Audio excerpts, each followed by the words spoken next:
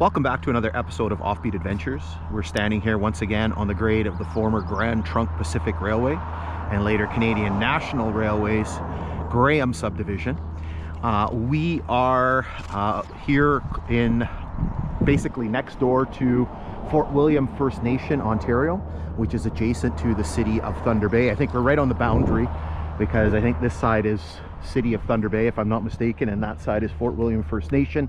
In any case, we're on treaty land here, which is the ancestral home of the Anishinaabe people who've inhabited the area for thousands of years. We're standing here on what is known as Darrow Avenue, which is one of kind of the industrial roads here in the area. And so what we're going to be doing today is we're going to be exploring the former Grand Trunk lines in this particular area. So today you'll notice that it is a still active railway line. This is part of Canadian National Railway Kashabowie Subdivision. This is known as the Mission Spur. And so basically it runs down from the Kashabowie Subdivision, which is further up to the north in the city of Thunder Bay, and comes down. And essentially it's here to serve essentially a lot of the industrial areas that are here to the south. There's a sawmill, there's a grain elevator, which we're going to be taking a look at. And so essentially this area and this rail line was part of the main trunk of the Grand Trunk Pacific line. So this was essentially opened when the line was opened. And so as we're going to see, there is a bridge that spans across the major river in the area, which is the Kaministiquia River, and carries the line to the south here. And essentially this line was built here because this was going to be home to the Grand Trunk's main facilities in this particular area. And so initially they had their coaling facilities and their water tank and everything on the north side of the river where the station was. But eventually this was all built here and everything was shifted to this area. And so essentially they had their main yard, which you can still see there's a pretty extensive yard. You basically had coal facilities, you had a water tower, there was a roundhouse with a turntable, which we're going to go take a look at. And so essentially Grand Trunk used this for quite a number of years. And right up until the time that CN took over, and again, basically this was their main facility. And so when CN took over, everything was shifted to a new railway yard that was built where the current CN yard is, at a place called Neebing, and basically all the facilities in this particular area were shut down. So what we're going to be doing is we're going to be going to check out some of the notable spots in this area. Again, so it is still an active rail line, so we can't sort of just go everywhere we want to. But essentially we're here looking at the start of the yard. We're going to go and take a look at where the engine house and where the turntable were located, and then we're going to be taking a look at probably which was one of the most important facilities for the Grand Trunk in this area, which was the grain elevator. And so again, the whole purpose of building this rail line into this area from the main line, which was way up to the north, was to basically have access to Lake Superior and to be able to make use of the lake to be able to transport things. You can see we have a train coming up, and they're obviously probably involved in doing some switching or shunting here.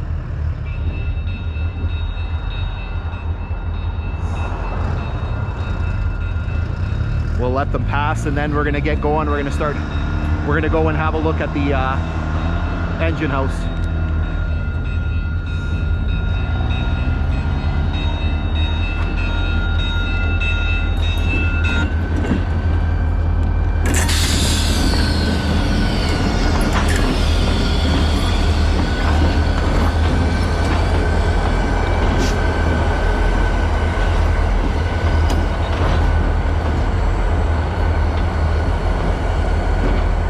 Duluth, Mesabi, and Iron Range locomotive.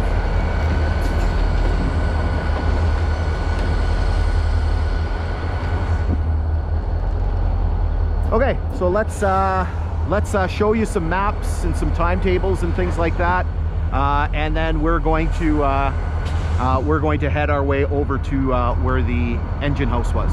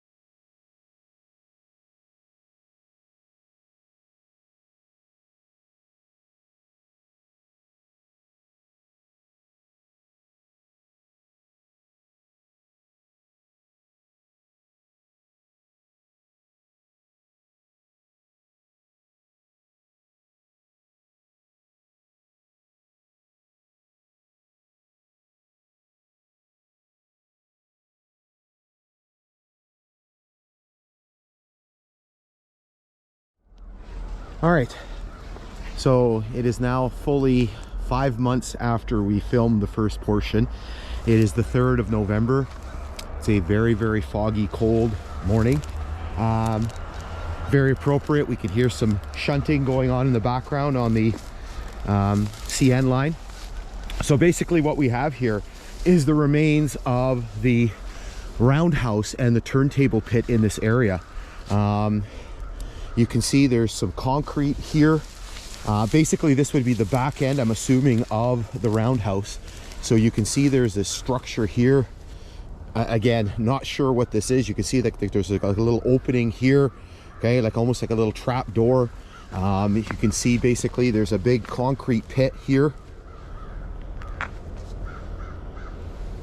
And there's yet more concrete. I'm not sure what these things are all for here. And then there's yet more over here. We'll work our way over to the back side of this particular piece. And you can see there's yet more over here. So it's been very, very dry this fall, which is very helpful because normally this area is very wet. And so it makes things a lot easier. So you can see there's a big, huge concrete pad here. And you can see it's all collapsed in. So I'm not sure what was going on in this area here. But then you have this big structure here. And you come, oops, you stepped on a piece of pipe here. And you can see that there's all kinds of pipes coming in. And you can see kind of the deterioration of the concrete here. We'll work our way over here. You can see the concrete is very, very old.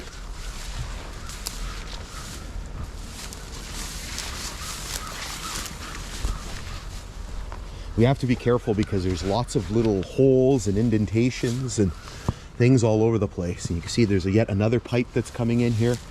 And so all through this area here, basically we have all of the pits for the, like where the stalls would have been for the locomotives, and basically where they could inspect them, right? So you can see here, like we drop down into this area here, so you can see this concrete work here. So this is one of the stalls, and it's going off into that direction there towards the turntable. And we'll work our way carefully over here. There's yet another, I think there's another pit here, right in here. And it leads to this bigger area here. And you can see it's all concrete in here. And you can actually see there's a bunch of rails in here as well. We carefully come down here. You can see it's all sort of collapsed in. kind of leery about going down there. Maybe we'll loop around to the other side.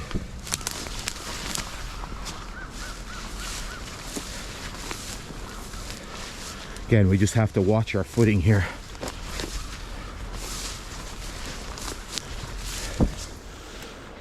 So this is the first pit we looked at here. Again, radiating into that direction there.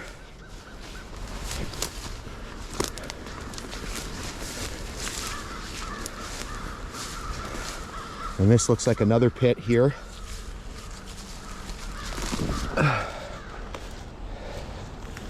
So you can see this huge one here.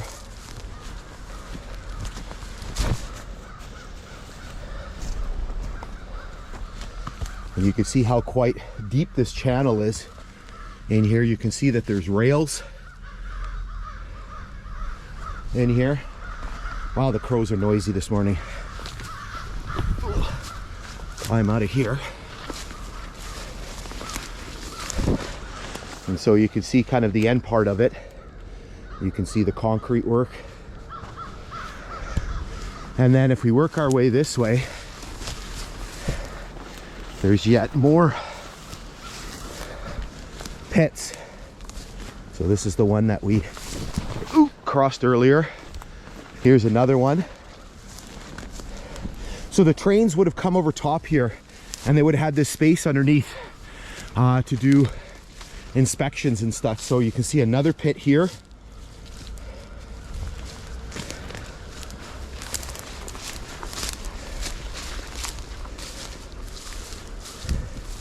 Again, we just got to watch where we're stepping here. You can see this looks like a hole, looks like a well right here. And you can see there's another, looks like another pit here. There was one really good one that I saw over here somewhere. I think this is another one here. I don't know the size of the roundhouse here, maybe 10 car. Here's a good one right here. So you can see the concrete work here. And here and here. Going back that way. And here's yet another one.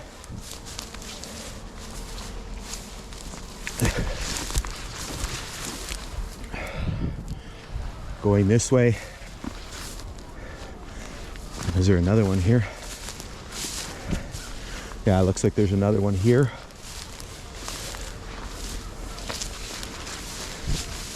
So very, very large, roundhouse here. And then if we work our way this way, you can see there's a chunk of concrete here. You can see some more here. Maybe that's the divider between the pits.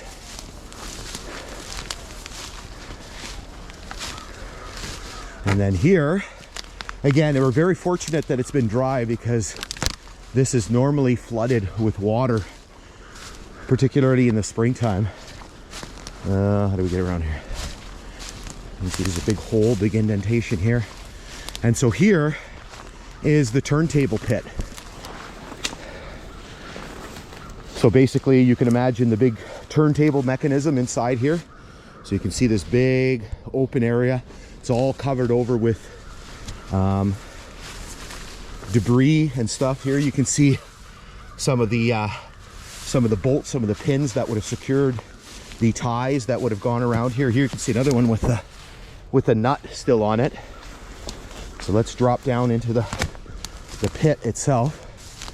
So again, you can imagine how this would normally be filled with water, right? And you can imagine the big turntable in here rotating around the pit. Yeah, it's soft and squishy in here. And so you can see here a little bit better of the concrete work.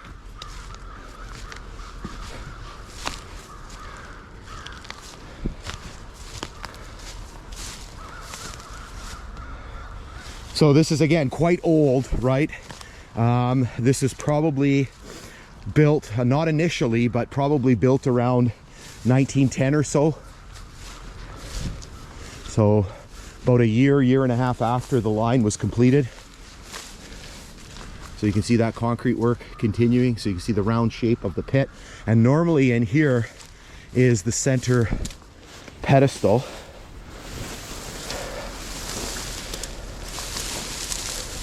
Somewhere in here would be the center pedestal. Does it here? Yeah, here it is here. Might be hard to see, but basically you can see a square line here. So this would have been the center part, the center pedestal, and the pit would have rotated around here in this direction. Let's see if we can see where it gets out.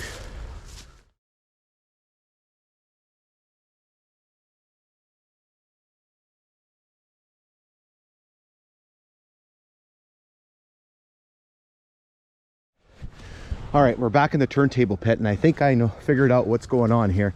So just taking a quick look at the map, the line coming into the turntable pit comes in from over here. You can actually see a rail that probably was one of the ones that were coming into the pit.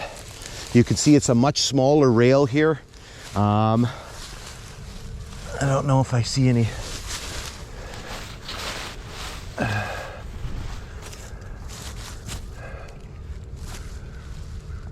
That's an 1892 rail. That's an 1892 rail right there. I don't know if you can make out the date on there. I see 1892 on there. All right, so there's the rail. So I think, and there's this big pile of dirt piled up on top, so I think that was maybe done to block things off, and essentially it would have continued this way. There's a whole pile of ties. Watch my foot in here. Almost did a header there. There's a whole pile of ties here, and then there's a whole bunch more over there.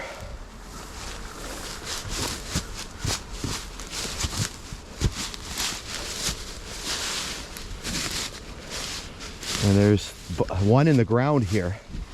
So maybe this is the line going this way from the pit. Because again, looking on the map, it kind of runs parallel to the road here, kind of going off in this direction. Again, there were ties over there, there's some ties over here. So again, maybe the line goes this way. Yeah, you can see ties all over the place. Look, we have ties in the place here. Yeah, this is the line here. Look, we have all the ties still laid out.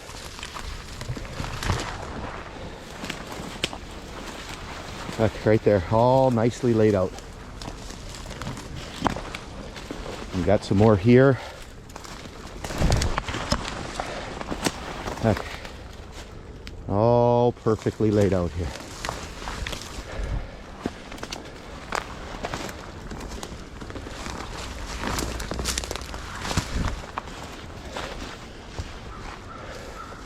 And so it looks like, yeah, I can still see ties here. Still stepping on ties. And I can see the right of way here. Yeah, we're still stepping on ties. So this is, and you can see the right of way. You can see sort of this little elevated section here. This is the right of way here. Going this way, back towards the yard. So, seek and you shall find sometimes. Okay, so we're gonna pause here, and then we're going to continue working our way. What's this over here? Is that just brush? Yeah, that's just brush over there. Okay, so what we're gonna do is we're gonna work our way further that way and go take a look at another neat feature.